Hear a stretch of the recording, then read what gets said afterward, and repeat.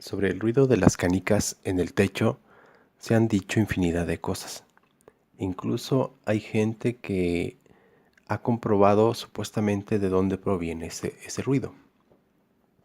Este juego de las canicas ha acompañado a muchísimas generaciones a través de los siglos, ya que este juego data de la época egipcia.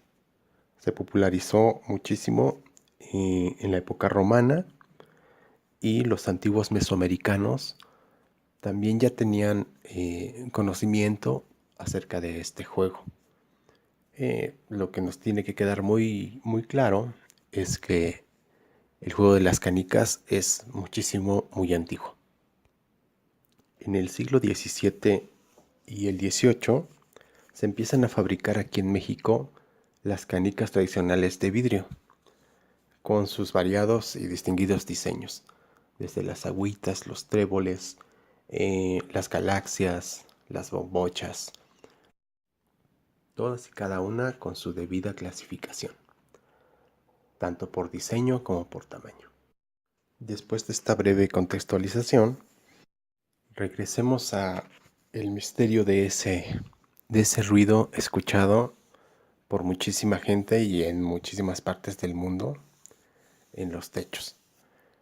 Y es que si la cuestión se debe a un ruido que produce el agua sobre las tuberías, no estaría totalmente de acuerdo, porque para estar verdaderamente consciente de eso, hay que vivirlo en carne propia. Ocurría de manera frecuente, casi siempre iba cambiando de intensidad conforme avanzaban las horas. Comenzaban pequeños ruidos a escucharse a las 6 de la tarde más o menos. Empezaban a escucharse un poquito más seguidos a las 7 de la noche y, como lo había dicho, conforme a cada hora, estos aumentaban. Ya entrados en la noche, alrededor de las 10:30 y hasta las 2 de la mañana, era muy común que se escucharan o se empezaran a escuchar otra clase de ruidos. Es decir, se seguían escuchando el rebote de las canicas como si alguien estuviese jugando, en el cual la canica rebota y se puede escuchar hasta cómo rebota con la pared y rueda por ese rebote. Después, ya más tarde, empezaban a escucharse más canicas. Ya no era una o dos, sino que al mismo tiempo estaban rebotando, no sé, a lo mejor 10 canicas, las cuales rodaban y efectivamente chocaban con algún muro, y estas rebotaban y seguían rodando. Lo más chistoso era que donde dejaba de rodar la canica, incluso podía seguir el ruido con la vista, porque era muy evidente. O sea, el ruido era fuerte. Y donde llegaba esta canica, pareciera que esta persona que estaba jugando con la canica empezaba a jalar un mueble pesado, lo arrastraba, incluso se caían cosas y se escuchaba que tomaba esa canica. Al tomar la canica, esta canica se rozaba con el piso y crujía, o sea, se oía cómo crujía con el piso. Es un ruido muy característico, el hecho de que le pongas presión a una canica y la presiones y la jales, ¿no? Eso era común. Alrededor de las 3 de la mañana, ya cuando la mayoría de nosotros estábamos en sueño profundo, eh, al parecer metían una buena cantidad de canicas sobre una caja. Bueno, eso es lo que yo me imaginaba. Y la volteaban a hacia el piso a una distancia considerable porque se oían muchísimas canicas, unas 50, caer, rebotar, rodar, golpear con los muros y era molesto para las horas de la noche en que se escuchaban. Esto no era del diario. Y era constante, pero no del diario. Eh, Aparecían estos ruidos, en especial de este que les cuento de la caja volteando canicas. Aparecía tal vez 2 o 3 veces por semana. Platicando con gente que vivía contiguos a la casa donde habitábamos, ya que es importante decir que este es un conjunto habitacional que mide aproximadamente, todo el conjunto mide alrededor de 1,5 kilómetros, más o menos 1,5 kilómetros. Y antiguamente estos edificios estaban conectados por unos pasillos, ya que eran dos plantas, dos, este, dos pisos, y la gente que vivía en el piso de arriba podía, incluso en los días lluviosos, irse caminando por los pasillos, pasando a través de estos pasillos otras cerradas.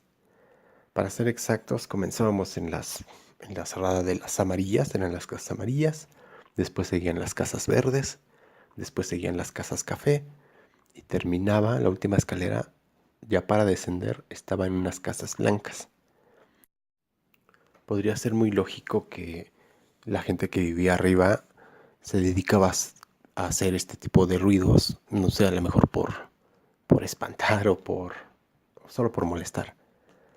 Pero lo más raro era que en otros edificios que no estaban pegados, que únicamente tenían a los vecinos encima y encima y encima, hasta 4 plantas, ellos también escuchaban esos ruidos y eran muy similares a, a lo que nosotros escuchábamos. En ocasiones también, ya entrada la noche, las 2 de la mañana, 2:30, se empezaban a escuchar pasos arrastrando los pies y se desplazaba muy lento, incluso igual podías incluso seguir el movimiento con la vista porque percibías perfectamente en dónde y de dónde provenía ese ruido.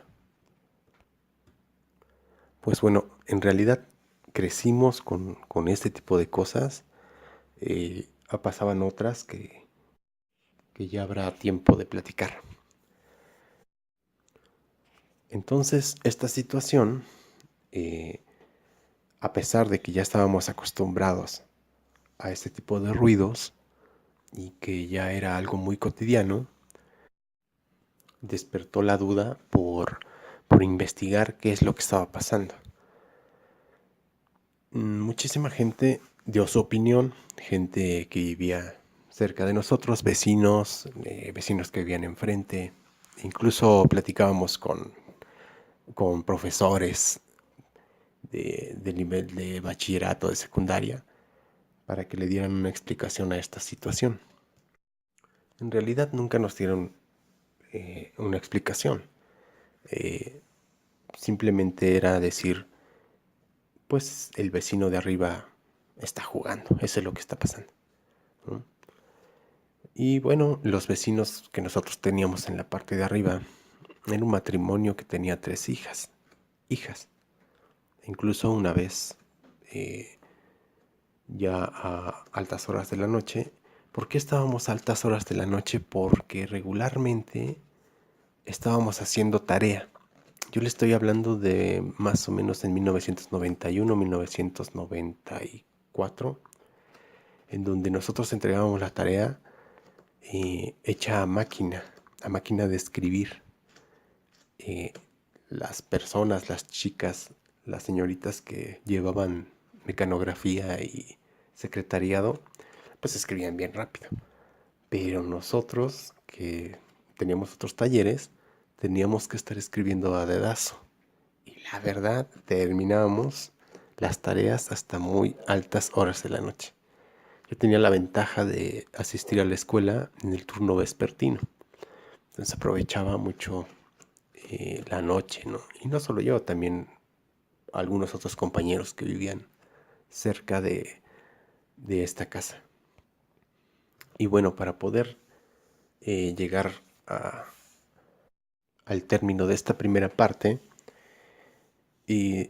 encontramos que nos podía explicar perfectamente una persona ya de edad avanzada, un señor que tenía 83 años, era un señor muy lúcido, además muy fuerte, el cual vivía atrás, pasando la barranca, y que por fortuna conocíamos a su nieto, a su nieto. Este señor se llama Mauro, y don Mauro nos contó muchísimas cosas que ayudaron a resolver o a tener una idea de qué fue lo que pasó y el por qué nosotros escuchábamos esos ruidos.